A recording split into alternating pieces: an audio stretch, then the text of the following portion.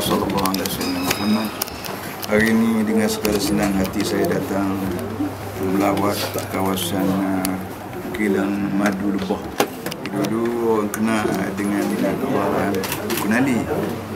Sekarang ni tambah lagi satu lagi galeri madu ni, Lebah ni, kawasan Muslim.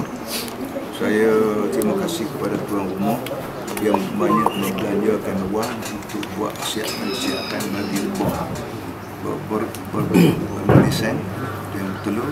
Biasa dapat tengok satu daripada perkara yang sangat mustahak ialah Allah guna perkataan auha wa auha rabbuka ila an-nahli. Allah turun wahyu kepada Lebah. Sebagaimana kita tahu wahyu ini khusus kepada Nabi. Ada wahyu untuk Nabi Muhammad, ada nabi-nabi, ada wahyu untuk Lebah, dan ada wahyu untuk mak Nabi Musa. Auhayna ila ummi Musa an ardi'i. Jadi bagaimanapun Lebah satu daripada makhluk yang sengaja Tuhan buat untuk syifa'un linnas, madu untuk menjadi ubat bagi manusia. Kelantan belum pada ni tidak begitu masyhur menggunakan madu. Dia orang Kelantan ni selalu menggunakan hak tradisi. Susu kambing dia tak minum, susu lembu dia tak minum, dia kata hanyalah macam-macam benda. Fikiran tradisi ni perlu dibuang jauh. Kita pergi lembu banyak di Kelantan, dia kubah banyak, kambing, tapi kita tak guna susu kerana hanya bawa macam-macam benda. Mari pula perkataan tradisi orang Melayu bawa kalau minum susu sakit perut apa semua sekali. Jadi benda-benda begini perlu dibuang jauh-jauh.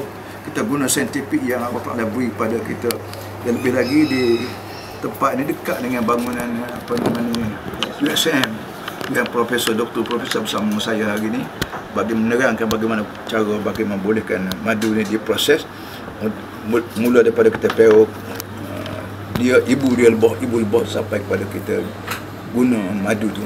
Saya nasihat kepada semua rakyat Kelantan supaya datang beramai-ramai di sini bergila-gila tengok bagaimana cara tuan punya galeri ini menggunakan Lebah sebagai bahan duit, rezeki banyak. RM20 botol kecil ya. Kalau botol besar tu RM40, RM50. Orang beli madu, orang beli sarang dia, orang beli polen dia, entah macam mana. Banyak sumber rezeki yang Allah buka pada kita hari ini. Terima kasih. Yang keduanya ialah macam saya sebut tadi, kita banyak menghabiskan masa di pondok-pondok mengaji ilmu sifat 20 untuk nak kenal Allah Taala. Sedangkan sifat 20 ini sengaja dibuat untuk satu masa tertentu bagi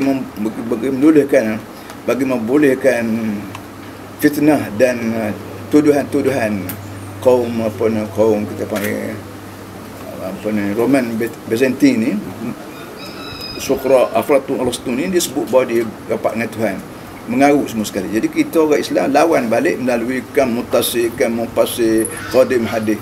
Lebih baiklah kita buang kitab-kitab tu, kita guna ayat-ayat Quran yang memperkenalkan Allah pada kita, termasuklah Lebah dan sebagainya.